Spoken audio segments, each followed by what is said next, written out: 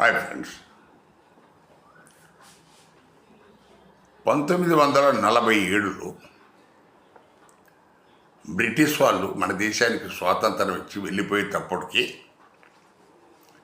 ఈ దేశంలో ఉన్న సాగు భూములు, అటవీ భూములు ప్రతిదీ కూడా బ్రిటిష్ గవర్నమెంట్ కంట్రోల్లో ఉన్నాయి. వాళ్ళే దానికి ఓనర్స్. భూములు అప్పుడు ఎవరి ఆధీనంలో లేవు, మొత్తం కూడా మనకు ప్రభుత్వ ఆధీనంలోనే ఉన్నది.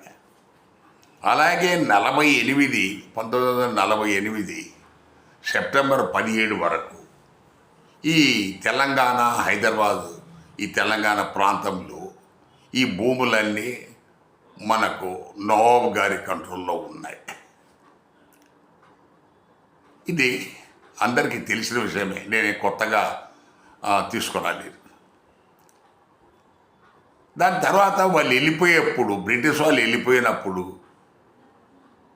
ఎవరికి అందుబాటులో ఉన్నారో, ఎవరైతే బలవంతులు వాళ్ళు ఇష్టారాజ్యంగా భూములు ఆక్రమించుకొని 100 ఎకరాలు, కొంతమందికి 1000 ఎకరాలు కూడా ఉన్నాయి.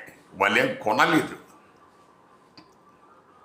పేదలు ఎవరైతే బలహీనులు వాళ్ళని అసలు ఊరి బయట పెట్టి ఎలాగైతే చేస్తున్నారో వాళ్ళ దగ్గర భూమి లేదు, వాడేమి ఆక్యుపై చేసుకోలేడు కదా.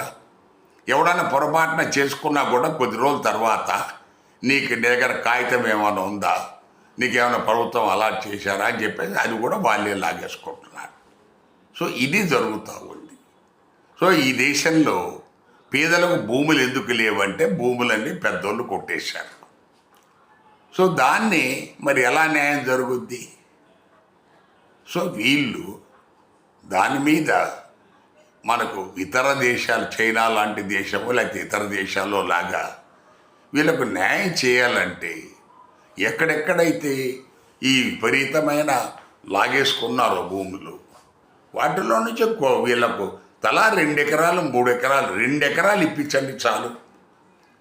అది లేదు మీరు ఏం చేస్తారో వాళ్ళకి తలా 2 ఎకరాలు ఇవ్వండి కుటుంబానికి. అది అమ్మడానికి వీలు లేకుండా ఉండాలా?